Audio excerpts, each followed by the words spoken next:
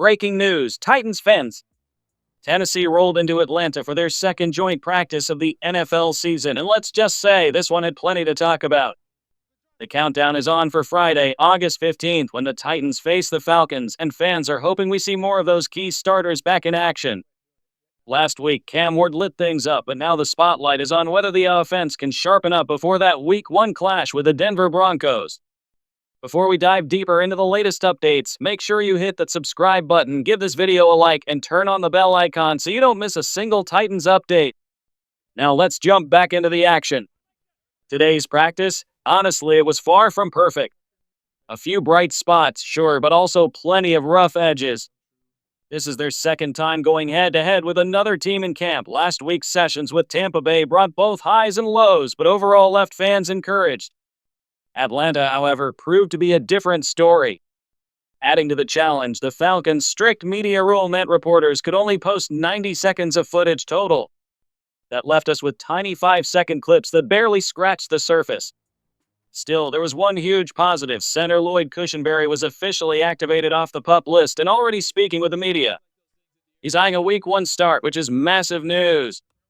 No disrespect to Corey Levin, but Cushenberry's skill at center could be the chemistry boost Cam Ward needs heading into the season opener. If you're a Titans fan, you know how big it is to have Lloyd Cushenberry back in the mix, but today the real focus was on Cam Ward, and it wasn't exactly his finest outing. Reports from those at practice made it clear Ward struggled with accuracy and decision-making. One rough moment came early when he threw an interception to Mike Ford, and that's not the first time this offseason we've seen Ward's passes picked off in practice. Another turnover went to Jesse Bates after a tipped ball that apparently hung in the air longer than anyone there had ever seen. Just one of those bizarre plays that football sometimes produces. Still, there was a pattern worth noting. Ward targeted Calvin Ridley often, and that connection could become a staple of this offense when the real games begin. Personally, I'm not pressing the panic button on the rookie. Adjusting from college ball at the University of Miami to the NFL is no overnight process.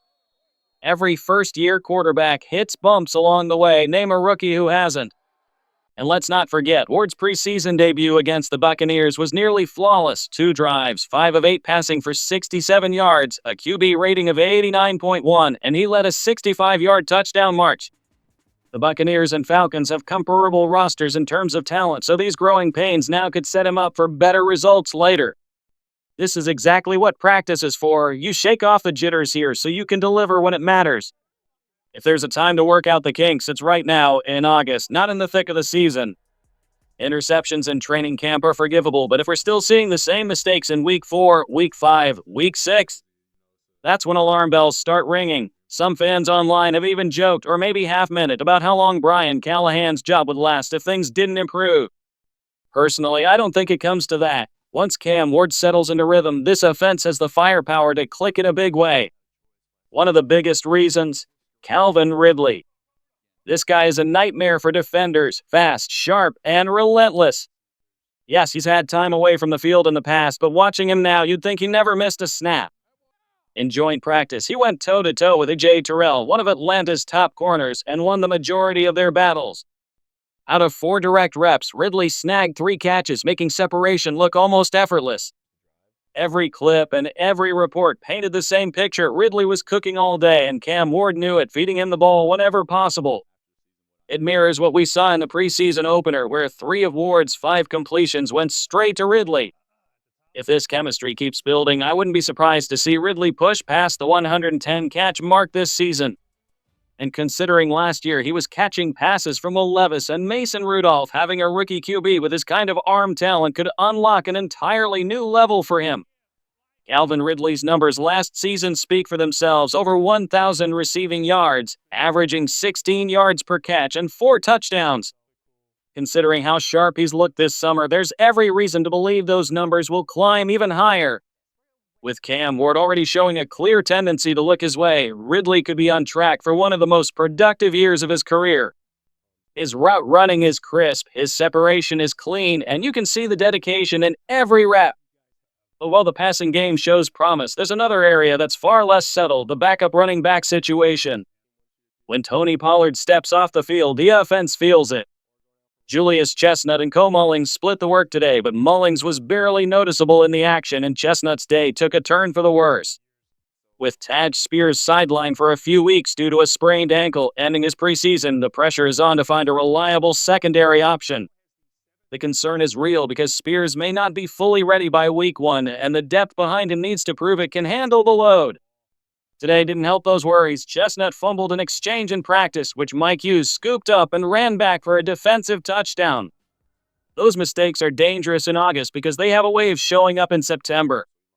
And for Chestnut, losing his role as a kick returner earlier this offseason already raised eyebrows. This position battle needs clarity and fast. If Julius Chestnut continues to struggle and Taj Spears remains sidelined, the Titans could find themselves dangerously thin behind Tony Pollard.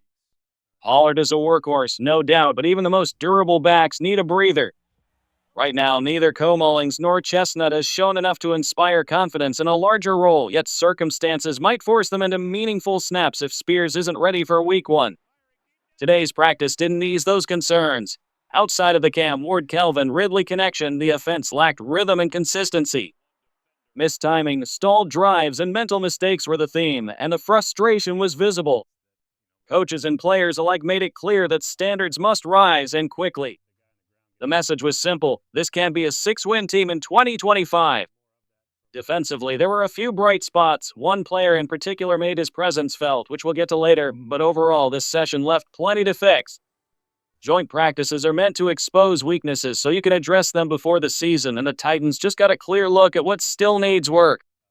On the defensive side, one name stood head and shoulders above the rest: Jeffrey Simmons.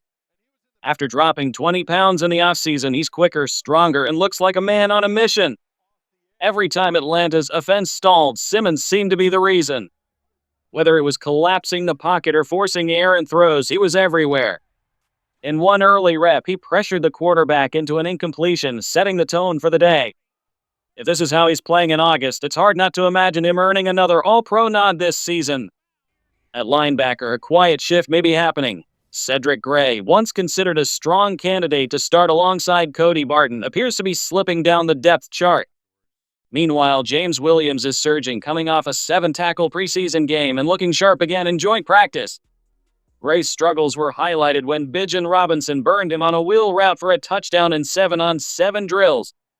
Otis Reese might still get a look, but right now that second starting linebacker spot feels like Williams' job to lose.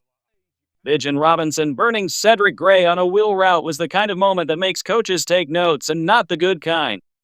Speed is one thing, and Bijan has plenty of it, but linebackers have to hold their own in coverage against running backs and tight ends.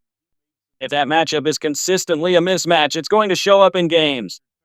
Right now, Gray's coverage struggles are giving James Williams the inside track to a starting role, and unless something changes, that may be decided sooner rather than later. The bigger message from today's session wasn't about one player, it was about energy. This team has been starting slow, and it's becoming a pattern. They opened flat against the Buccaneers last week, and the same sluggishness showed up early against the Falcons in joint practice. That's not the kind of habit you want heading into the regular season. Am I panicking? Not yet, but I'm concerned enough to say this: if the Titans want to compete, they need sharper starts and more consistent execution across the board. Right now, I see them as a 6 or 7 win team, which won't sniff the playoffs, but I still believe Cam Ward can grow into something special. The key is simple: be better tomorrow. Shake off today's mistakes, wake up with a fresh mindset, and take the field like you mean it. A strong showing in the next practice could erase a lot of doubt.